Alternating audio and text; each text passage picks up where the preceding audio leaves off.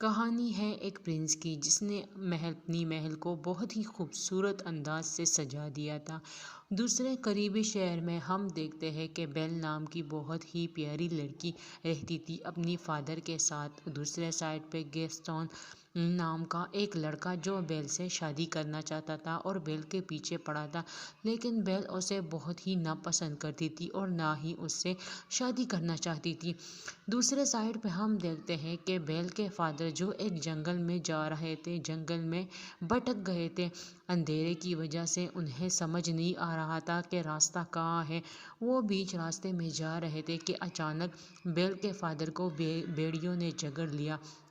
بیل کے فادر کو کسی چیز کی سمجھ نہیں آ رہی تھی اور وہ گھوڑے پر آگے بڑھا تو آگے دور اسے روشنی نظر آئی اور ایک بہت ہی پیارا محل تھا، لیکن اس میں ابھی بھی کوئی رہتا تھا کیونکہ وہاں پہ ابھی بھی کھانا پڑا تھا جو کہ گرم تھا۔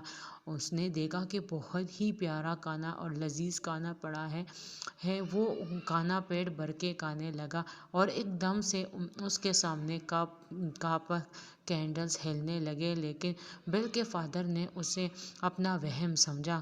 اب سوال یہ ہے کہ بیل اور کپ کیوں ہلنے لگے؟ کیونکہ جادوگرنی کی کرس کی وجہ سے جتنی بھی چیزیں ہیں وہ سب جو ہے بے جان ہو گئی ہے، لائک کینڈل اسٹینڈ، کلاک، سب کچھ۔ بیل کے فادر وہاں سے ایک دم دوڑے باہر آئے تو بہت ہی پیارے پھول نظر آ رہے تھے۔ اس نے سوچا کہ بیل کے لیے ایک پھول لیتا جاؤ۔ اچانک اس نے جیسے ہی پھول توڑا، اتنے میں بیسٹ آ گیا اور بیل کے فادر کو جیل میں بند کر دیا۔ بیل کے فادر کا گھوڑا ادھر سے کہیں آ نکلا۔ بیل نے دیکھا کہ اس کے فادر کہیں نہیں آ رہے ہیں۔ وہ گھوڑے پر سوار ہو گئی۔ گھوڑا اسے وہی جگہ پہ لے گیا جہاں پہ اس کے فادر آئے تھے۔ بیل نے پہلے محل کو دیکھ لیا کہ محل کے اندر شاید کوئی ہوگا۔ بیل محل کے اندر چلی گئی اور چلانے لگی کہ کوئی میری آواز سن رہا ہے۔ بیل نے ادھر ادھر دیکھا، اسے کوئی بھی نظر نہیں آیا۔ اچانک اس کی نظر جیل پر پڑی جس میں اس کے فادر جو ہے قید تھے۔ بیل کے فادر نے ساری کہانی بیل کو سنا دی کہ یہاں پہ ایک بیسٹ رہتا تھا اور میں نے پھول توڑنے کی کوشش کی، تبھی اس کو ناگوار گزرا اور اس نے مجھے جیل میں بند کر دیا۔ وہ بہت ظالم ہے، تم یہاں سے بھاگ جاؤ۔ اور اتنے میں بیسٹ حاضر ہوا۔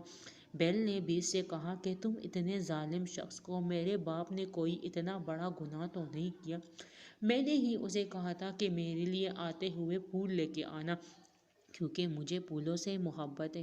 بیسٹ نے اس سے غصے سے کہا کہ تم یہاں سے چلی جاؤ، یہ جیل کا دروازہ اب کبھی بھی نہیں کھلے گا اور تمہارا باپ ہمیشہ اس کے اندر رہے گا۔ بیل نے کہا کہ میں ایسا نہیں ہونے دوں گی، میں یہاں سے ہر قیمت پہ اپنے بادر کو لے جاؤں گی۔ بیسٹ نے کہا اپنی کوششیں چھوڑو اور یہاں سے چلتی بنو ورنہ میں تمہیں بھی قید کروں گا۔ اگر یہ دروازہ ایک دفعہ بند ہو گیا تو پھر نہیں کھلے گا۔ بیل نے اپنے فادر کو دھکا دے دیا اور خود اس کے اندر چلی گئی۔ بیل کے فادر وہاں سے روانہ ہوئے اور بیسٹ بھی چلا گیا۔ بیل کے فادر کو کچھ سمجھ نہیں آ رہا تھا کہ کیا کروں۔ بیل اب وہاں پہ اکیلی تھی اور بہت رو رہی تھی۔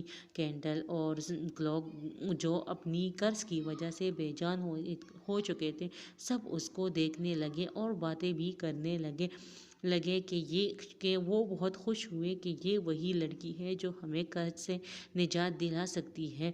اس نے بیل سے کہا کہ کچھ بھی نہ سمجھو، بس ہمارے پیچھے آؤ، میں تمہیں ایک روم میں لے جاؤں گا اور یہاں سے بھاگنے میں تمہاری مدد کروں گا۔ جب بیسٹ کو یہ پتہ چلا تو اس کو بہت غصہ آیا کہ تم نے ایسا کیوں کیا۔ کینڈل اور کلاک نے اسے سمجھایا کہ سمجھنے کی کوشش کرو، بیل ہی وہ لڑکی ہے جو ہمیں قحط سے نجات دلا سکتی ہے، جاؤ اور اسے اپنے لیے کھانے کے لیے بلا کے لاؤ۔ بیسٹ کو یہ سن کے بہت غصہ آیا اور وہ نہیں مان رہا تھا۔ سب نے اسے کہا کہ ہماری بات مانو، بیل ہی وہ لڑکی ہے جو ہمیں قحط سے آزادی دلا سکتی ہے۔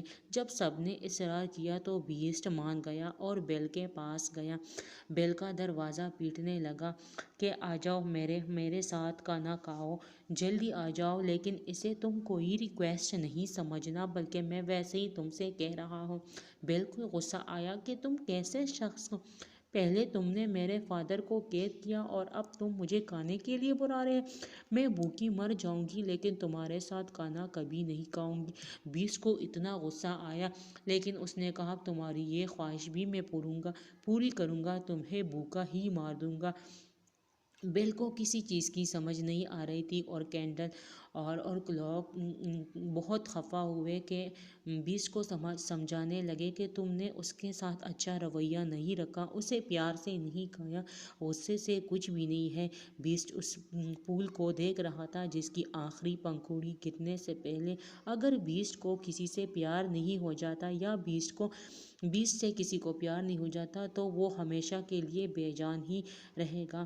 کینڈل سٹین اور باقی جتنی بھی بے جان چیزیں ہیں سب اب سوچنے لگے کہ کس طرح ہم دونوں میں محبت ڈال سکے۔ اتنے دوسرے سائڈ میں ہم دیکھتے ہیں بیل کے فادر اپنے گاؤں آ جاتے ہیں اور ادھر لوگوں سے چیختے چلاتے ہیں کہ میری بیٹی مشکل میں ہے، وہاں پہ ایک حویلی ہے، وہاں پہ میرے ساتھ جاؤ، میری بیٹی جو ہے وہ بہت ہی مصیبت میں ہے۔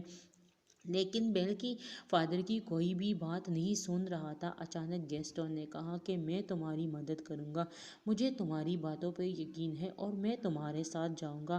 وہ تینوں روانہ ہو گئے لیکن انہیں راستہ کہیں نظر نہیں آ رہا تھا۔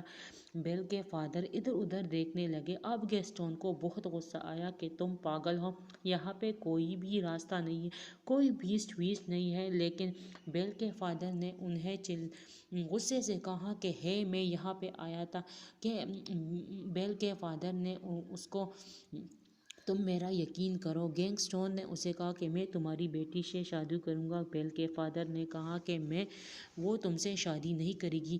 اتنے میں غصے میں گیسٹون نے اس کو بندی بنا دیا اور بیڑیوں نے اسے آگیرا زخمی کیا۔